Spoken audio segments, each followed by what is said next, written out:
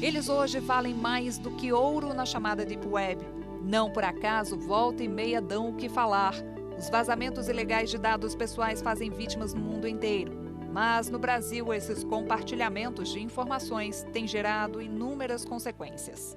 Quando nós falamos de dados pessoais, nós estamos falando de dados que podem identificar, que identificam ou podem conduzir à identificação de uma pessoa natural. Então, nós temos dados como nome, CPF, RG, endereço, um e-mail, um identificador e outras modalidades de dados que são considerados dados pessoais e que nós sabemos hoje, infelizmente, abastecem um mercado de compra e venda de informações que podem ser utilizadas para discriminação, para tomadas de decisões perigosas ou para atentar aos direitos e liberdades fundamentais. Caiu na rede, já era. Só nos primeiros meses do ano, dados de inúmeros cidadãos pararam em mãos erradas.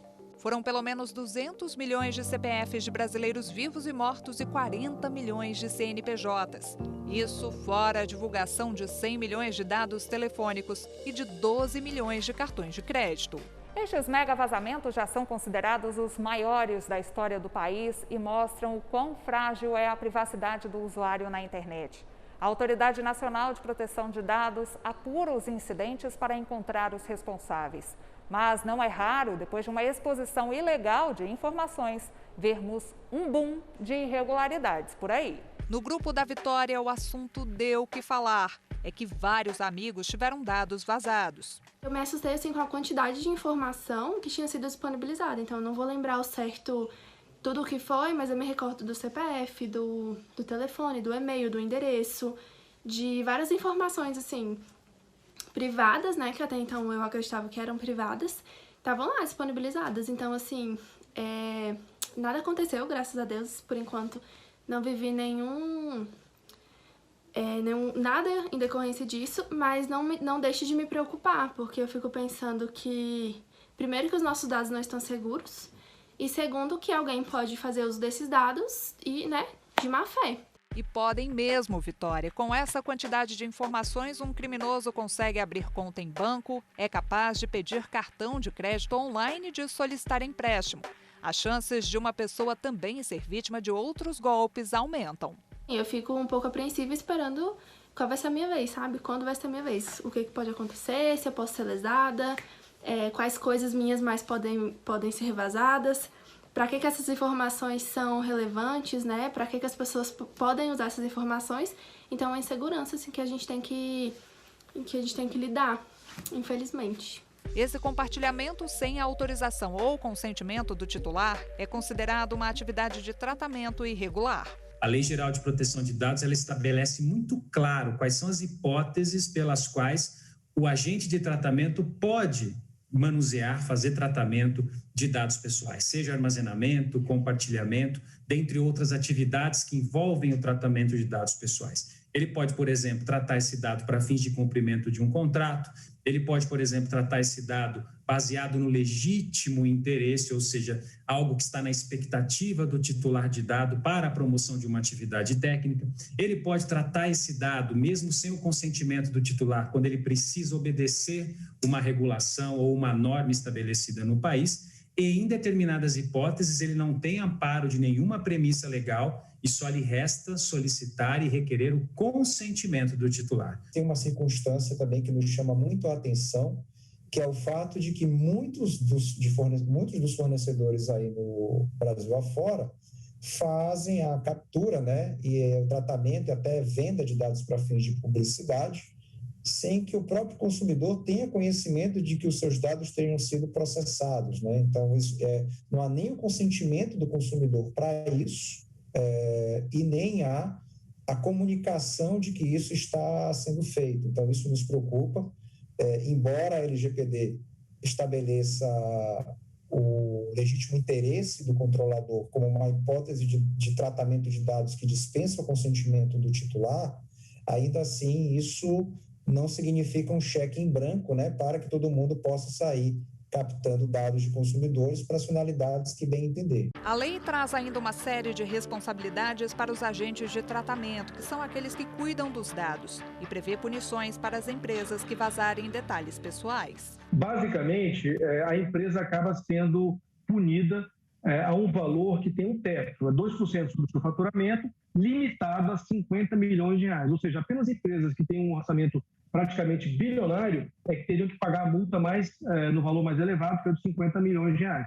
Mas o valor proporcional é sempre de 2% sobre o faturamento.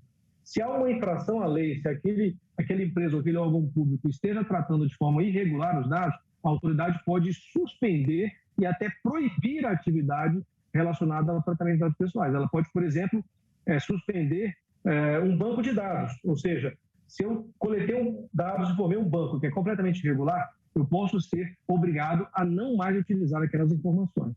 Davis representa a classe de profissionais de privacidade de dados. Os Protection Officers, como são conhecidos, recebem a comunicação da autoridade nacional e adotam providências. Trabalham com medidas preventivas para que os vazamentos não ocorram. Nós temos que verificar dois lados, quando acontece vazamento de dados. O que a empresa poderia ter feito, ou seja, algumas recomendações, tanto de modo preventivo como de modo corretivo, e também pelos usuários. Só que de nada adianta, depois que acontece o vazamento, ficarmos pensando, poderia ter sido feito isso, aquilo, outro. Já podemos passar para as medidas repressivas. Por parte de uma empresa ela pode, por exemplo, forçar a troca de senha, ela pode bloquear os acessos extras para até finalizar uma investigação. Por outro lado, o usuário também pode agir no sentido de evitar o vazamento de um dado pessoal. Se uma solução ela é oferecida com recursos de privacidade, ative ao extremo, adote a prática de alterar as suas senhas constantemente, criando senhas fortes, ou seja, letras, números, caracteres especiais, não inferiores a 12 caracteres, sempre a adição de uma autenticação duplo fator, ou seja, impedindo que aquele atacante que tem a sua senha consiga acessar sem que ele confirme um código que recebe, e principalmente, cautela, muito cuidado com e-mails, SMS. O criminoso digital está todo o tempo tentando encaminhar conteúdos para fazer com que a vítima clique, acesse, digite um código e a partir daí tendo acesso aos seus dados pessoais. Ana está sempre atenta, muda a senha frequentemente para não correr riscos. A escolha da minha senha é um pouco atípica, porque eu não escolho apenas para proteção de dados, mas eu escolho também para exercitar minha mente. Então eu coloco números, caracteres e letras, nada de datas comemorativas ou que lembre datas de parentes, familiares ou até mesmo meu aniversário. E se mesmo com todo cuidado você ainda acha que pode ter tido os dados pessoais expostos, a dica é entrar na plataforma Registrato. A página criada pelo Banco Central permite ao cidadão acessar um relatório com detalhes sobre a vida financeira.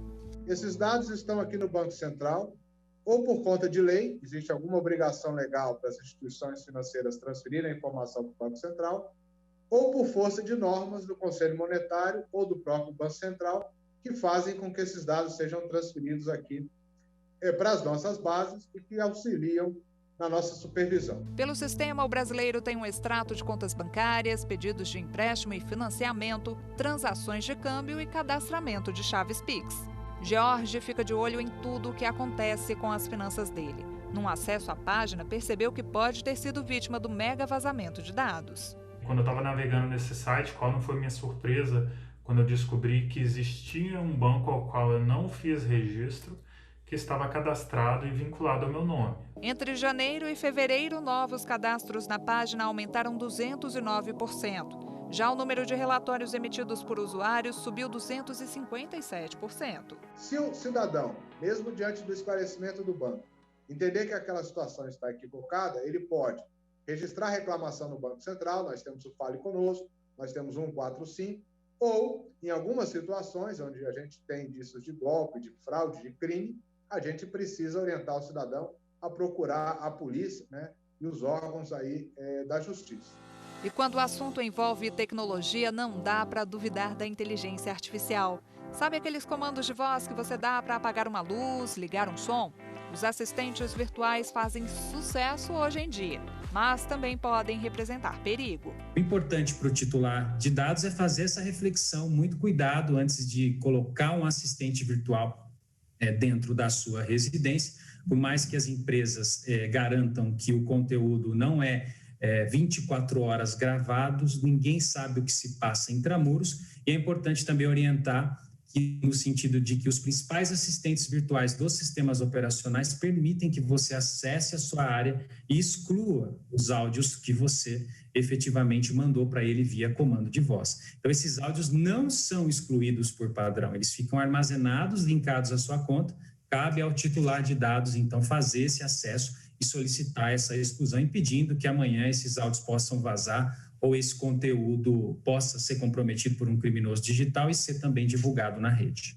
No quesito privacidade, a Malu não esconde o incômodo. Já aconteceu da moça estar falando sobre algo específico perto do celular e logo depois receber um anúncio bem parecido.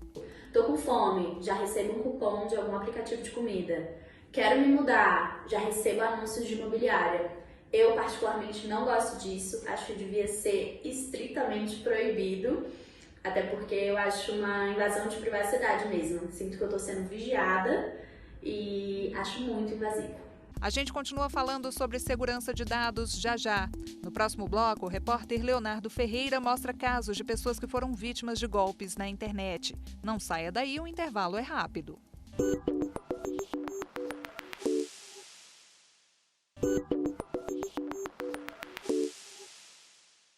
A internet aproxima as pessoas e permite ao usuário conhecer o mundo em alguns cliques, mas ela também está cheia de truques e armadilhas. A foto da Adriana no perfil de uma rede social foi usada por criminosos. Os estelionatários entraram em contato com amigos e familiares da dermatologista por meio de um aplicativo de mensagens e pediram dinheiro emprestado para pagar uma suposta conta com urgência. Quase que um familiar meu caiu no golpe, já ia fazer transferência, sorte que ligou para mim na hora para tirar uma dúvida, mas isso aconteceu assim corriqueiramente ao longo de todo o ano com vários dermatologistas conhecidos. E várias pessoas já caíram depositando às vezes quantia de R$4.000, R$6.000. Várias vítimas já foram submetidas a isso. Com a pandemia do novo coronavírus e a necessidade de isolamento físico, o brasileiro ficou mais tempo em casa. O número de pessoas conectadas cresceu. Neste período, a ação dos golpistas também se tornou mais frequente. Nós tivemos golpes envolvendo auxílio emergencial, falsas vacinações de Covid, FGTS emergencial, golpes de falso leilão. Os golpes patrimoniais, eles estão em alta no mundo digital. Ou seja, o criminoso sempre dá um jeito de interceptar uma transação, fazer uma abordagem vendendo um produto ou comprando e faz com que a vítima, infelizmente, pague a terceiros. Recentemente, Cleia resolveu empreender fazendo cestas de café da manhã. Para formalizar o negócio, procurou informações sobre como abrir um CNPJ. Uma busca rápida e lá foi a estudante para o primeiro site que apareceu. Pediu para me preencher lá meus dados, né? Nome completo, nome da mãe, do pai, CPF, endereço, telefone e por aí vai, né? E aí eles geraram lá um processo, né? E geraram também um boleto, esse boleto aqui, ó, no valor de R$ 249,80, né? O boleto foi pago e nada do CNPJ. Não demorou muito para a estudante perceber que foi vítima de golpe. O Sebrae me informou que esse site, eu tinha sido lesada por esse site e que o site correto seria portaldoempreendedor.gov.br. O Brasil é um dos recordistas em ataques cibernéticos. Estudos indicam que, por ano, há bilhões de tentativas de golpe. Na mesma velocidade em que os usuários buscam se proteger, os criminosos se especializam com táticas cada vez mais sofisticadas. É uma queda de braço e nessa disputa virtual o prêmio vale muito dinheiro. Esses golpes, eles acontecem quando uma pessoa entra num site não muito recomendado, quando a pessoa fornece um dado para aquela super promoção que aparece como forma de pop-up, que são aqueles adesivinhos que aparecem no computador, que ela se cadastra em algum site para ter um benefício, quando, na verdade, o principal benefício é a captação de dados. Com isso, os hackers, eles simplesmente, de posse dos dados, passam aí para quem de direito, digamos assim, né? E vão atrás das pessoas para cometer os golpes, as quadrilhas, né? Enfim. Ransomware. O software malicioso infecta computadores e sequestra dados. Os dados são criptografados e e o criminoso exige um resgate, normalmente em criptomoeda, para dificultar a apuração da autoria. O criminoso exige um resgate para poder devolver a chave para que a vítima possa ter acesso novamente aos seus dados. Nós estamos falando de um golpe que lesa desde pequenas, de pessoas físicas até grandes empresários que tiveram seus sistemas paralisados a partir do ataque de ransomware. Boa parte dos crimes digitais no Brasil é registrada como estelionato, com pena de 1 a 5 anos de reclusão. A tipificação e os agravantes podem variar de acordo com a conduta dos suspeitos. O que a gente está percebendo é que esses crimes se tornam um crime de uma organização criminosa que efetivamente está cometendo o crime. E aí passa a ser um outro patamar de criminologia nesse caso e um outro patamar também de penas com relação a isso, né? Tem, por exemplo, uma série de aumentos de penas relacionadas ao fato de você fazer uma organização criminosa, etc., né? E aí pode realmente aumentar esse patamar bem mais elevado, né? Um dos desafios é estruturar o sistema de segurança para combater esse tipo de ataque. Em muitos casos, os autores são integrantes de organizações criminosas internacionais. Você já deve ter ouvido falar do golpe do amor. Nigerianos fingem ser homens bem-sucedidos, seduzem mulheres que se apaixonam e depois são extorquidas. Esse tipo de golpe é um golpe mais complexo de você desabaratar, porque realmente quando você cruza fronteiras, tem as competências do país, as competências do outro lado, então não necessariamente, e muitas vezes tem uma competência de um outro país, porque pode ser que o mecanismo, né, a rede, ou onde estão os dados com as informações suficientes para fazer a investigação, não seja na Nigéria, seja, sei lá, na Islândia, nos Estados Unidos, aonde for. E aí sim a gente tem todo esse aspecto complexo de diversas jurisdições, né? Para os que gostam de fazer compras, a internet é uma vitrine e tanto. Quem sabe pesquisar encontra produtos e serviços bem mais em conta do que nas lojas físicas. Mas como diz o ditado, quando a esmola é demais, o santo desconfia. É preciso ficar atento porque o que mais tem por aí é site falso. Quando Raíssa viu o anúncio de uma geladeira por R$500, não pensou duas vezes. Conversou com a suposta vendedora e pagou metade do valor como sinal. No outro dia, foi ao endereço indicado para buscar o eletrodoméstico e quitar o que faltava. A zeladora lá do prédio me informou que esse golpe já estava sendo aplicado devia ser a 10ª pessoa que chegava lá por conta desse golpe. E por conta disso, eu não confio muito mais agora em plataformas de venda. Tem ainda quem enfrente outro problema. A pessoa compra o produto, ele chega no prazo combinado, só que a dor de cabeça é a propaganda enganosa. Lá no site dizia que era 100% original e quando eu recebi em casa eu vi que era falsificado o material, não era de qualidade, não era igual à foto. Propaganda enganosa mesmo. E depois eu fui atrás de falar com eles para poder devolver o tênis e pedir o reembolso, né? E no caso eles pediram para eu enviar de volta, eu enviei e depois disso eles não me reembolsaram e aí eu fui pesquisar mais e descobri que esse site não tinha CNPJ, então assim, não existia, era uma empresa fantasma mesmo. A internet, no entanto, não deve ser encarada como terra de ninguém. Aliás, é terra de todos e por isso o usuário lesado deve procurar ajuda. Primeiramente, fazer um boletim de ocorrência. Segundo, ir até o PROCON. E se ainda assim, se ela não conseguir resolver o problema, ela deve procurar, a depender do valor da causa, ou o juizado especial civil ou a justiça comum para poder tentar reaver esse dano que ela teve. Esse jornalista levou um susto quando viu no extrato do cartão de crédito o pagamento de uma televisão de R$2.500, que ele não comprou. O golpista usou meu cartão, usou meus dados e colocou o endereço dele, simplesmente na maior cara de pau assim, colocou o endereço dele para receber a televisão na casa dele e assistir normalmente. Jonas registrou ocorrência na delegacia e acredita que os dados pessoais tenham sido roubados durante uma compra online feita por ele dias antes. Depois que aconteceu isso, eu fiquei um pouco mais atento às compras online. Por exemplo, eu sempre olho o site e além de ficar mais atento, eu diminuí, na verdade, as compras online. O Repórter Justiça vai mostrar agora um caso de solidariedade. Em Campo Grande, no Mato Grosso do Sul, um agente aeroportuário se comoveu com a história de um casal de surdos com 2 filhas que caiu em um golpe ao comprar passagens aéreas falsas.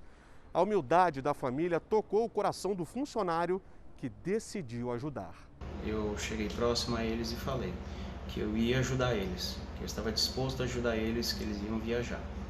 E que não era para eles chorarem, não era para eles ficarem tristes, que a gente ia dar um jeito. E pedi licença para eles, só falei essas palavras, pedi licença e me retirei para dentro da nossa sala. E lá eu pude chorar. Lá eu chorei porque eu fiquei triste pela situação, por ter pessoas más no mundo. Rafael comprou os bilhetes aéreos e viu o sonho dos 4 passageiros ser realizado. E detalhe, esta não foi a primeira vez que ele fez uma boa ação. E histórias assim, que antes ficavam só nos bastidores, ganharam uma grande repercussão. Para mim, eu preferia ter ficado no anonimato. Mas, já que tomou toda essa repercussão, que isso possa servir de inspiração para outras pessoas, para também fazer o bem. O Repórter Justiça faz uma pausa rápida. No próximo bloco, vamos dar dicas importantes para você não cair em golpes virtuais. E ainda, como garantir a proteção dos dados pessoais. Não saia daí.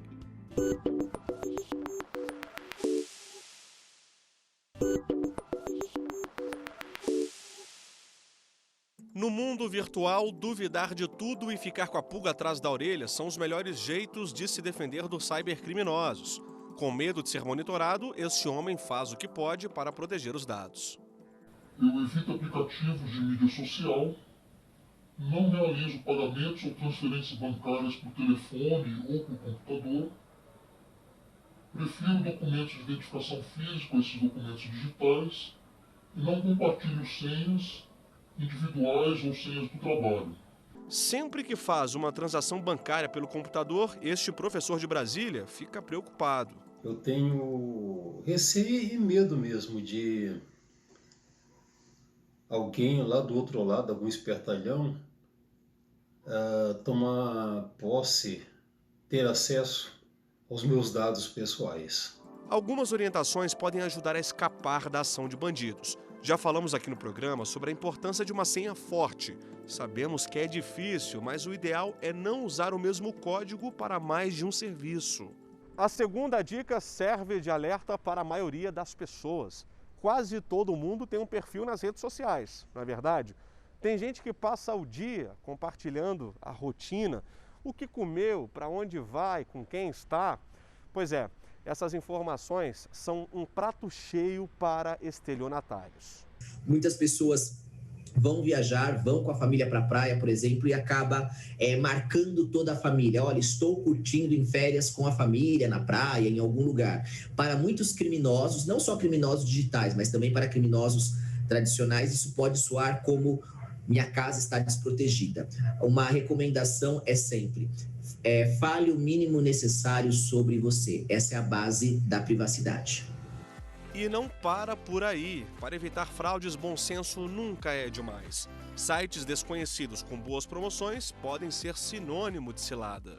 Eu já vi falar de várias lojas, por exemplo. Olha, a loja está fechando no Brasil, os produtos estão em promoção, você não vai precisar pagar nada pelo produto, você só precisa nos informar seus dados de cartão ou algum dado, ou fazer um pagamento para essa conta para que nós enviemos o produto até você. Então, esses golpes proliferaram absurdamente e eu falo, para evitar fake news, além de não propagar, pesquise na internet. Antes de comprar um produto na internet, cheque a reputação da empresa. É sempre saudável procurar saber onde eles estão comprando e verificar nos sites de atendimento ao consumidor se há alguma reclamação daquele site, se o site é realmente verídico, né? Todas essas questões de segurança que nós devemos saber. Outra dica valiosa é pensar bem antes de clicar em qualquer link. Os bancos não costumam enviar e-mails ou mensagens para o celular dos clientes. Ao invés de sair clicando no link do e-mail, não é melhor você digitar o endereço que você está indo para a internet, ao invés de clicar no link? Porque o link só Deus sabe para onde vai.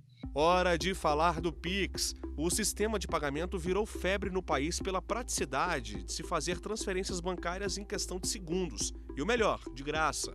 Acredite, há quem use a ferramenta para paquerar. Alguns usuários fazem pagamentos no intuito de conquistar outras pessoas, já que o sistema permite enviar mensagens na operação. No momento que você fala que a sua chave do Pix é o seu telefone, é o seu e-mail, é o seu CPF, você pode estar expondo dados indevidamente por criminoso, onde ele pode usar esses dados para fins ilícitos. Então, eu diria que a gama ela é extremamente ampla quando nós falamos de golpes. As empresas estão cada vez mais compromissadas com a privacidade das informações. É que quando há vazamento de dados, o transtorno e os prejuízos são incalculáveis. Isso requer investimento e o seguro de proteção de dados é um exemplo disso. É um seguro que pode garantir não só a reparação desses titulares a partir do momento em que ocorre um vazamento, mas auxiliar financeiramente a empresa na condução das investigações e na adoção das estruturas e medidas para conter, reduzir, mitigar, eliminar o risco ou mesmo corrigir essa vulnerabilidade, permitindo que a empresa continue a sua operação. Então, vem sido considerado muito também, principalmente em relação às multas que as empresas podem sofrer da Autoridade Nacional de Proteção de Dados e também as indenizações judiciais. Ou seja, com esse seguro, a empresa, além de transferir maior segurança ao titular, de que caso haja qualquer tipo de vazamento, ela terá, o prejuízo será menor, ela também se preserva, evitando até mesmo a sua extinção, caso um incidente dessa magnitude ocorra, porque ela vai ter condições de arcar com a sua responsabilidade. E ela acaba sendo uma segurança daquela empresa de que tudo está no lugar e caso haja um vazamento, aquela empresa se responsabiliza. Mas isso é um movimento que é recente em termos de mercado e que nem todos os nichos de mercado possuem essa cultura e essa disponibilidade do seguro digital. É uma medida de prevenção para diminuir o risco de ataques cibernéticos. Só que o que é alívio não necessariamente funciona como remédio. Ele pode ser um alívio, para os incidentes, mas não podem ser tratados como a solução estrutural, como a primeira via para enfrentamento dessas situações. Tá? Eu acho não nos parece ser o caso. Violações à privacidade, violações a direitos de personalidade não podem, a princípio, embora conversíveis, de alguma forma, em danos morais ou algum outro tipo de indenização, não necessariamente são desejáveis. Cláudio tem uma empresa de seguros cibernéticos e explica que tanto empresas quanto pessoas físicas podem contratar o serviço.